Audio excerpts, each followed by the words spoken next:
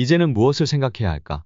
어떤 것들로 돈을 벌었는지 작은 사업을 하던 저의 기준에서 생각했던 과정을 적어보고자 합니다. 우선 2000년대 초반엔 쇼핑몰이 유행했었습니다. 사억소녀가 있었죠. 리팝이라는 사이트인데 매출이 4억이냐, 순익이 4억이냐 이런 이야기들로 사람들이 의심했던 기억이 납니다. 결국 매출이 4억이었던 거지만 순익 4억 이상을 만들어냈을 것으로 생각합니다. 분위기적으로 쇼핑몰 창업은 열풍이었습니다. 웹디자인 학원들이 성행했고 DSLR 카메라가 잘도 팔려나갔으며 이때쯤 메이크샵, 카페24 같은 쇼핑몰 만들어주는 사이트들이 성장했던 것 같습니다. 이때에는 쇼핑몰을 했어야 했습니다. 그리고 오픈마켓들의 성장도 두드려졌고요.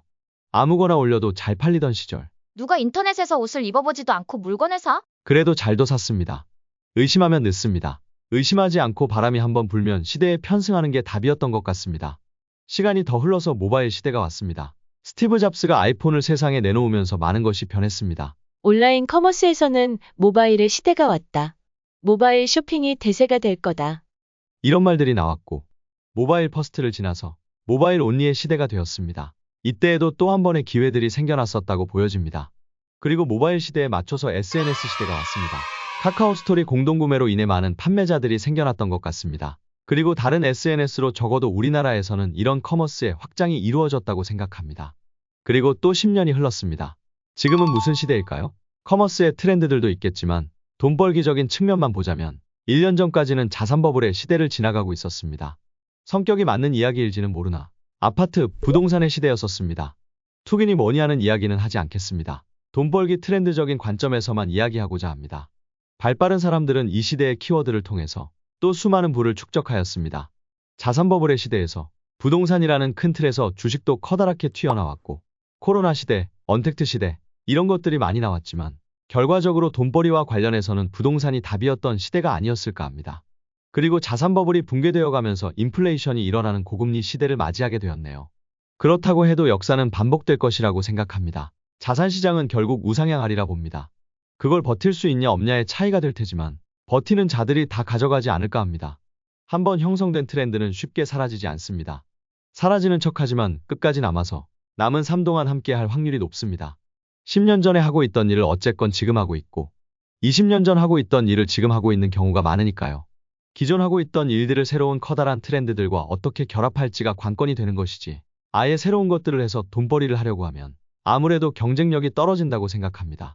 인간은 새로움을 추구하는 척하지만 익숙함 속에서 편안함을 느끼니까요. 그래서 섞어주어야 합니다. 유통, 장사, 커머스를 하면서 자산 버블의 시대에 어떻게 뒤처지지 않을까를 고민했습니다. 사업과 어떻게 이놈의 자산 버블, 부동산 시장을 대응해야 할까 고민하다가 제가 내린 결론은 창고였습니다. 월세를 내고 쓰는 창고나 사무실을 사서 보유하자는 쪽으로 흘러갔습니다. 자영업자들이 나이 들어서 퇴직금이 나오는 것도 아니고 사업자들의 퇴직금은 부동산이 아닐까 싶습니다. 이왕 내는 월세를 이자로 내자는 생각으로 바꾸어서 나름의 자산 증식을 이룰 수 있었습니다. 이야기하려는 것은 기존 장사와 부동산의 결합입니다. 단순 투기를 하려고만 했다면 주택 투자를 했을 것입니다. 그렇지만 그것보다는 사업과 부동산을 섞는 쪽의 방법을 저는 택했었습니다. 시간이 좀 더 지나고 사업과 부동산을 섞는 것이 나름 부동산 쪽의 상위 레벨의 투자 방식이라는 것을 알았습니다. 아래 단계부터 아파트 갭 투자, 상가 상업시설 투자, 사업과 결합한 부동산 투자, 사업 플러스 부동산 금융 결합 형태의 투자 이런 식의 단계들이 존재하는 것 같더라고요. 어쨌건 창고를 사용하는 커머스 사업자의 입장에서 창고를 소유하는 것으로 화폐 가치 하락을 했지 그리고 투자를 해야겠다는 생각으로 진행하였었습니다. 그리고 이제 앞으로는 또 어떤 커다란 트렌드가 찾아올까요? 짧게는 코로나 종식에 맞춰서 여행업이나 보복적 소비가 크게 이루어지지 않을까 하는 생각을 해보고 있고 양적 완화로 인해 자산 가치의 상승, 화폐 가치 하락의 시대가 금융위기 같은 사단이 나기 전까지는 이어지지 않을까 보고 있었는데 현재 사단이 나고 있는 상황입니다. 저는 이런 식의 생각으로 커다란 흐름을 읽으려 노력하고 그 안에서 그 새로 생긴 상황에 대한 공부를 열심히 어느 정도 한 후에 강제로 손해가 어느 정도 나는 선까지는 존버하면서 그 일을 저지르고 있습니다. 시대는 계속 변하고 있는데 아직도 온라인에 상품 등록할까 말까로 고민하고 있지는 않은지 커머스 내에서도 많은 변화가 있죠. 쿠팡 몰빵 업체들이 많이 생겨난 것도 나름의 트렌드라면 트렌드이고 아이디어 상품들을 자사몰 만들어서 광고 태워가면서 회원 모으고 마진 확보하는 업체들의 방식도 이젠 흔한 사업 방식 중 하나가 아닐까 싶습니다. 점점 자체 제품 경쟁력의 시대로 가지 않을까라는 생각을 해봅니다. 제가 사업이나 투자를 하는 방식을 간략하게 정리해 보겠습니다. 커머스는 상품 소싱을 통해 전문몰 또는 각 오픈마켓에 미니샵들을 만들어서 판매하여 수익을 얻습니다. 샵들은 예를 들어서 중구난방으로 하지는 않고 하나의 카테고리를 잡아서 브랜드를 만들어서 각각 분류하여 진행합니다. 캠핑이면 캠핑, 운동기구면 운동기구, 가전이면 가전, 이런 식으로요. 시작은 어려울 수 있으나 자리를 잡기 시작하면 안정적인 매출이 발생합니다. 이렇게 20년 정도 온라인 장사를 한 듯합니다. 부동산은 서울의 아무거나 또는 수도권 창고를 투자합니다. 수도권 창고는 토지와 건물의 감정 비율이 7대3 정도를 선호합니다. 건물 가치가 높은 것은 선호하지 않습니다. 서울의 경우는 근생 또는 근생이 가능한 건물을 선호합니다. 부동산 공부는 10여 년 전 경매 공부부터 했었고 실제 투자가 이루어진 건 3, 4년 정도밖에 되지는 않습니다. 주식은 많이 오른 것들보다는 나름대로 생각하는 저평가 종목을 사서 오르면 파는 식으로만 합니다.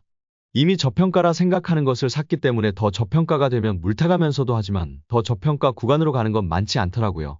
올드하지만 가치 투자를 지향합니다. 어릴 때 파생까지 손대었다가 깡통이 되었던 시절도 있었는데 10여 년 전 철없던 시절입니다. 코인은 호불호가 너무나 강한 영역이기에 안 하면 아쉬운 정도의 카테고리가 아닐까 합니다. 말 그대로 각각의 분야마다 복잡한 내용이 많지만 초간약으로 전달드려 보았는데요. 말하고 싶은 부분은 트렌드를 읽어라. 새로운 무언가를 하려고 할 때 길게 보고 해야 성과가 나온다는 이야기를 하고 싶어서 전달해 보았습니다. 하자마자 잘 돼도 문제입니다. 장사를 아무것도 모르는데 물건 올려서 대박 난다고 좋은 것이 아닙니다. 그것을 유지할 수 있는 실력이 있어야 그것이 본인 것이 되는 것이지 운 좋게 번 돈은 그저 신기루가 되어서 사라질 뿐입니다. 새로운 트렌드가 나왔을 때 너무 늦지는 않게 들어가면 이득이고 또 거기서 어느 정도는 강제 존버를 하여야 무언가 기회들이 나타납니다. 기존에 다른 것들이 있다면 그것과의 결합도 생각해낼 수 있는 존버의 시간도 필요하고요. 요즘은 제페토 같은 메타버스, 가상현실, 가상지구 이런 것들도 막 나타나고 있습니다. 코인도 사기다 어쩐다 말들이 많지만 카카오도 하고 있고 네이버도 하고 있고 테슬라도 하고 있습니다. 저는 쫄보라서 또는 위험 부담이 너무 큰 것은 회피하는 성향이 좀 있어서 코인은 크게 하고 있지는 않습니다. 이제는 모험을 통해 큰 수익을 얻기 위해 노력하기보다는 위험 회피 정도만 하고 싶고 가진 것들을 잃지 않는 삶 정도만 살아도 나쁘진 않다고 생각하기 때문입니다. 변하는 것에는 따라가되 변하지 않는 것들에 대한 전문가가 되어버리는 것도 하나의 방법이지 않을까 싶기도 하고요. 요즘 이런저런 생각이 많이 들고 있습니다. 무엇을 할 것인가? 무엇이 좀 더 보람된 삶일까? 이런 생각을 많이 합니다. 그리고 모두가 목표하는 바는 다를 것이라고도 생각이 들고요. 저도 정신없이 달려왔던 것 같습니다. 그러면서 제가 어떤 것들을 했는지 스스로도 돌아보았습니다. 위에서처럼 저는 인터넷 쇼핑, 모바일 쇼핑, SNS 시대, 자산버블 시대 이 정도의 시대를 살았더라고요. 앞으로는 어떤 기회가 있는 시대가 펼쳐질지는 모르나 시대를 따라가되 무리하지 않는 삶을 살려고 합니다. 무엇이 위험한 것일까를 생각해봐도 좋을 것 같습니다. 변화하는 것이 위험한 것인지, 변화하지 않는 것이 위험한 것인지 모두들 위험하지 않은 삶이 되기를 기원해봅니다.